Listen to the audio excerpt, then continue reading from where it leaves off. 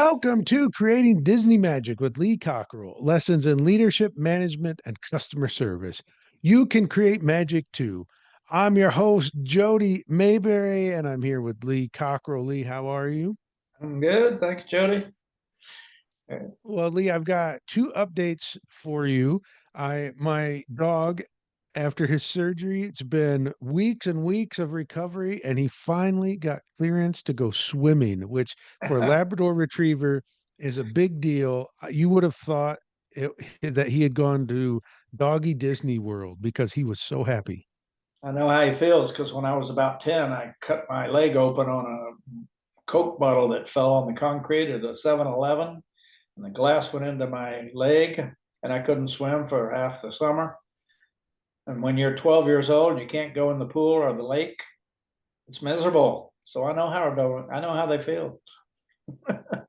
Yeah, yeah, and it's tough for dogs and for kids. Yes, and this past weekend, I went in Seattle, I went to the Pacific Northwest Mouse Meetup, and I had never been to a an event centered for Disney fans. It was very interesting. It was sponsored by D23, not a D23 event, but sponsored by them. And the speakers, there were Disney Imagineer, there was Tom Delaney, a Disney Imagineer, Bob Weiss, who you know, he was the president of Disney Imagineering, and John Musker, who was an animator and did a lot of films.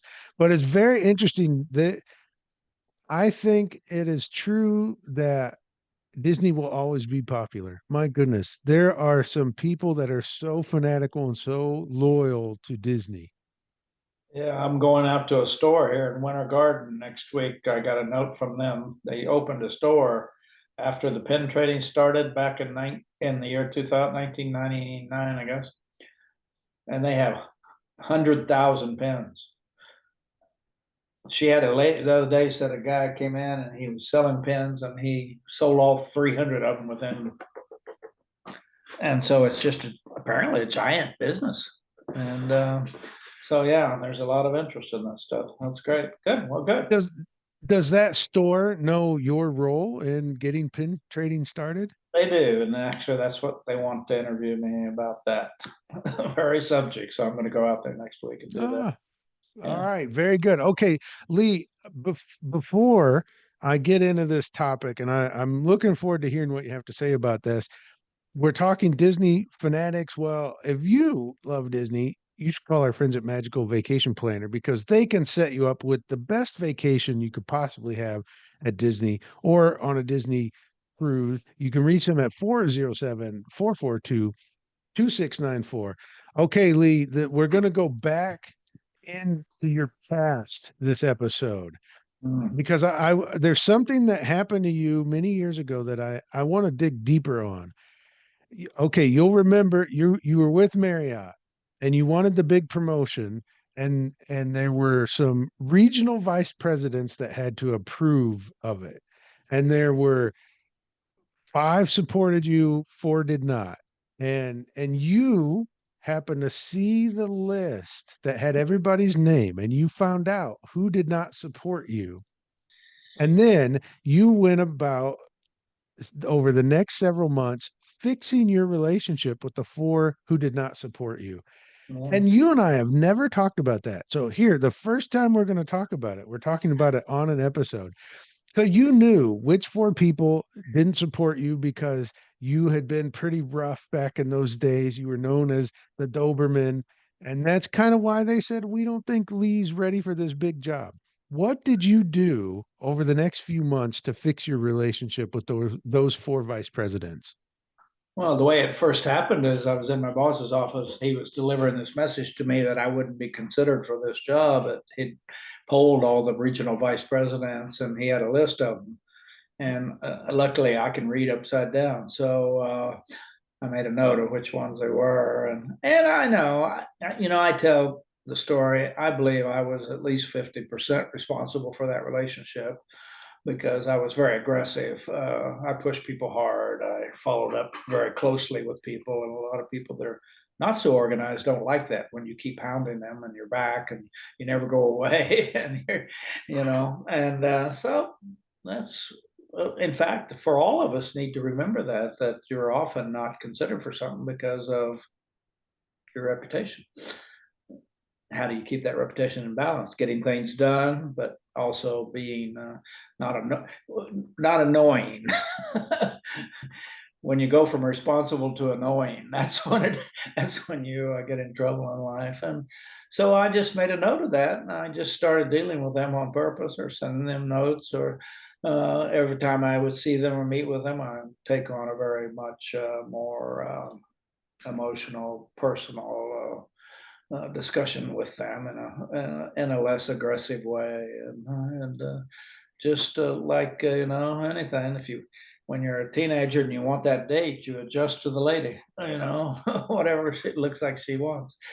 And that's I did. I just made sure that I understood that they had a negative impression of me, and there were like I don't know how many of them, but a bunch of them thought I was great, and that turned out they were kind of like me in a way. They wanted to get action and get it done, and don't worry about it. And then there's other people in life that are milder, and it's all about the relationship and people, and they want to be nice, and both of those work depending on how you do it and being careful about it. And it was a good lesson for me, and frankly, it helped me a lot to remember that going forward. And after I eventually left Marriott, not after that situation, but I went to be a GM. But when I left, I remembered that, and my career took off dramatically. I mean, really went skyrocketing. So I could have gotten mad and quit, or said I'm not, whatever I might have done would have been inappropriate, probably. Just okay, I've got it. I'm learning. Now I'm going to turn this around, and I would say I became better, being more clear with people, being using more empathy as I dealt with people, more understanding, helping people understand better how to do their jobs. Being a teacher, I guess that's kind of when I made that transition. I'm going to teach instead of harass people and try to wear them down to get things done. I'm going to kind of try to instruct them how to do it and help them become better themselves. And so over time, that's what's happened, and I've had good results from that approach. And still today, I get notes every week about somebody who says that you taught me a lot. And I appreciate it. I got one today. A guy sent me his book saying how much he had learned, but about the approach I take to managing and leading. And that would not have been the case back then. He wouldn't have. And so you can change, and you can become different, and you can adjust. And that's what, I guess that's what they say in life. If you want to be successful, you got to learn to pivot, and you got to be aware of, okay, that road doesn't work out too well. I better go down this other road, not keep going down the same road that's not working, and doing the same thing that's not working for you. And I think that's in every relationship, whether it's your marriage or with your kids or with your parents. If something's not working, have that ability to admit it to yourself, and not have an ego so big that you say, well, it's not me, it's them, because it's not them, it was me. And so that's probably the biggest problem a lot of people have, is getting off their high horse and going a different direction. You know, uh, back when I was 16, if they wouldn't ask them for a date and they said no, you got to figure out a new plan.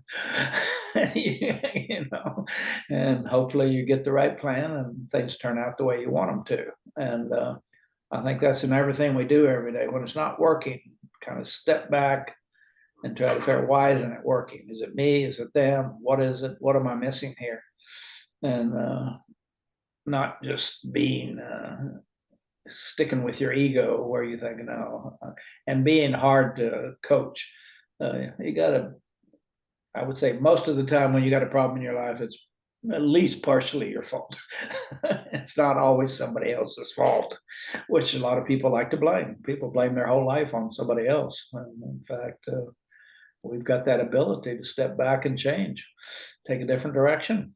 And learn more and be more and behave better and be more respectful of people and ask people's opinion and bring them in to that respect that we all want. And those VPs I was working with back then, they had enough stress already without adding more onto them. So, and a lot of people don't like to work with people that are too pushy. So, as a leader, as a parent, you got to adjust your style to, even you. When your kids are 8, it's one style. When they're 15, it's when they're 21. I mean, you got to always be adjusting to get the result. Get the results you're looking for, and not just be this one way I do things and always do it this way, and I'm never changing. My way's the only way, my way or the highway. And that's what I learned, because I used to think that you do it my way because I know I'm right. And I learned that that didn't work well, and I wasn't right. And as Priscilla often tells me, I have a control problem. I want to be in control. And that probably goes back to my childhood and dysfunctional family and all the kind of, who knows why you're screwed up in life. But once you become aware of it, then it's still your fault if you don't change. When you become aware of it and can admit it. So that's what I did. And I got through it. And life went on. There's life after Yeah, life, Marriott.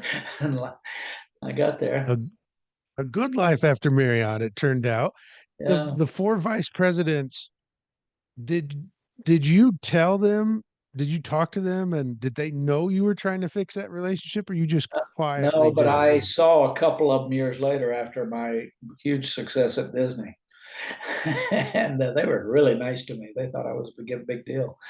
So maybe they thought, well, maybe we were wrong about Lee, but still, it didn't matter. Things happen, and you do Yeah. change.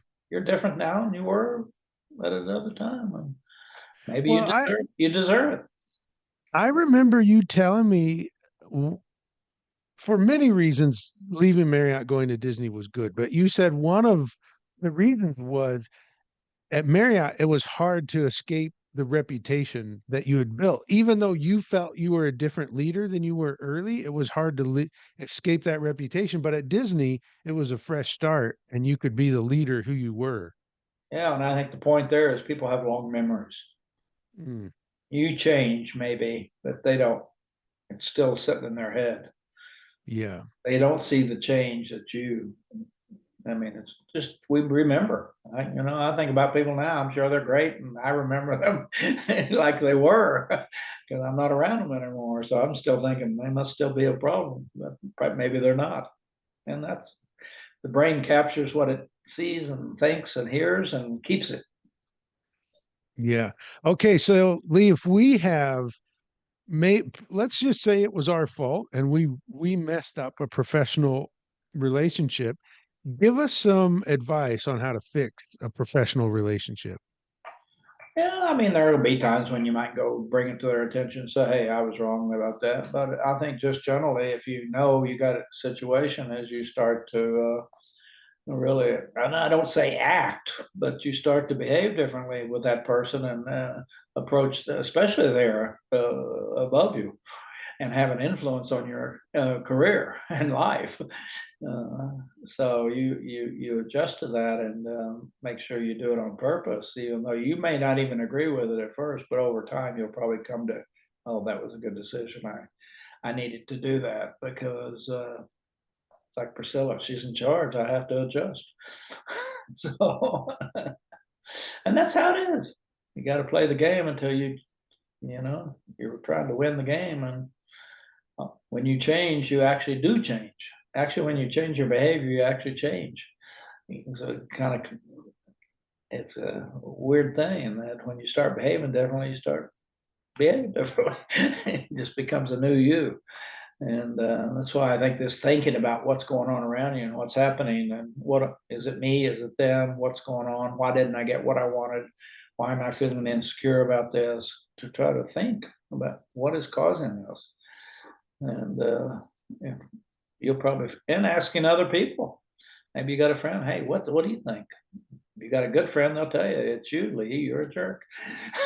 So, okay. Or the way you speak to people in meetings, or the way you put too much pressure on them, or you said something that embarrasses people because they get behind in their work, or uh, we all need that kind of feedback, and we see it all the time. That if you got somebody that really cares about you, they'll tell you. And hopefully that's your boss that'll tell you, hey, Lee, this is not going to work for you. And I had a boss who told me, Lee, you got to quit being so defensive. You take everything too personally, and nobody wants to work with people like that. He told me that, and I'm not sure how many would have told you that. And I corrected that, and because he told me a lot, so I had to hear it a lot of times till I got over it. I said, okay, I get it. I let it go, and it's me. It wasn't them. It was me being defensive. Yeah, so we all need a little probably psychiatric work from time to time. And it's difficult to tell a defensive person that they're defensive because they get Yeah, defensive about that. because they go right back into it. Yeah, it's and I think when you get it from somebody you really trust, then you can start to make the improvement. Yeah, it's somebody that you have regard for, and you believe them, and you believe that they're in it helping you for your best interest. They're not. There's a reason they're doing it because they want you to be better.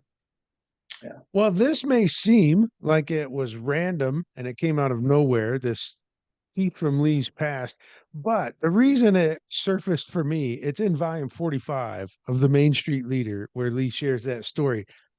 If you like that and want more lessons from Lee's career at Hilton, Marriott, Disney, Main Street Leader is a perfect place to do it. It's only 9.95 a month. Lee, I did the math. That's like 30 cents a day. That's not bad. Yeah, it's people just need to think: is learning worth 30 cents a day? And the only reason you'd learn is because I've been there. I made mistakes and I learned the right way to do things, and people paid me later because I was doing it right. And yeah, that's what we're all trying to do, is get better. So we offer more. I bring more value. I bring. Uh, when I was 21, I couldn't bring much value. I didn't know anything. When you know more, you do more, and you become more, and you have more opportunities. So, yep. Yeah, well, that's a good summary. The Main Street Leader can help you know more. If you know more, you do more. You can find it at cockerellstore.com. That's a great place to begin. All of our products are there, Lee's books, some free resources. So cockerellstore.com. Until next week, go out and create magic for others.